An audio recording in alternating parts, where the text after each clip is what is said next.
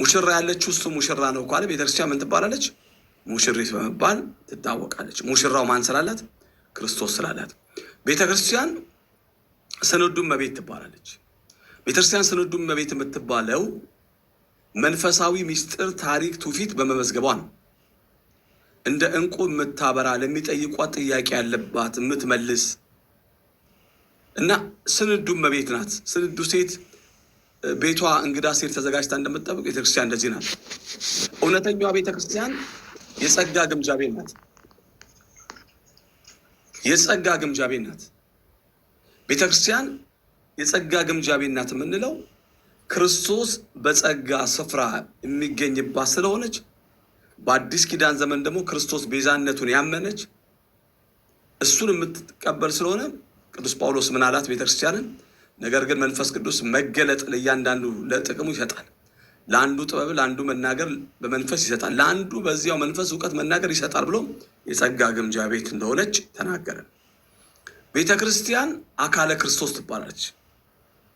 የክርስቶስ አካል ጳውሎስ እናንተ የክርስቶስ አካል ናችሁ፣ እያንዳንዳችሁ ብልቶች ናችሁ። እግዚአብሔር ቤተ ክርስቲያን አስቀድሞ ሐዋርያት፣ ሁለተኛ ነቢያት፣ ሶስተኛ አስተማሪዎች፣ ቀጥሎ ተአምር የሚያደርጉ፣ ቀጥሎ የመፈወስ ስጦታ ያላችሁ ብሎ ቤተክርስቲያናችን በዚህ ክብር ገለጣት እና ቤተክርስቲያን ባሕረ ጥበብ ትባላለች።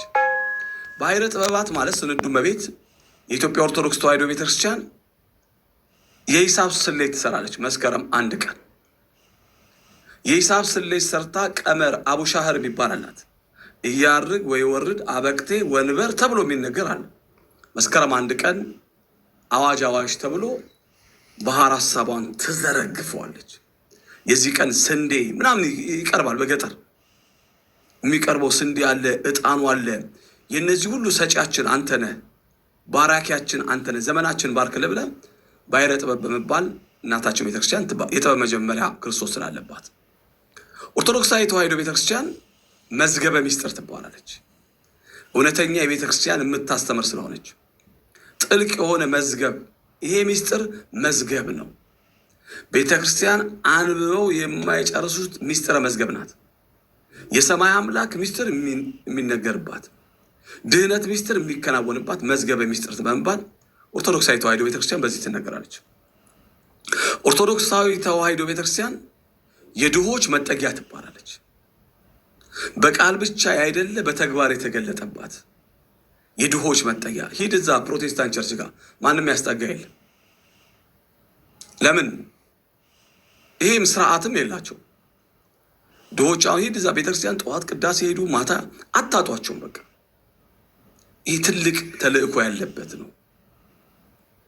ስለዚህ ቤተክርስቲያን ተጋዳዩዋ ቤተክርስቲያን ትባላለች።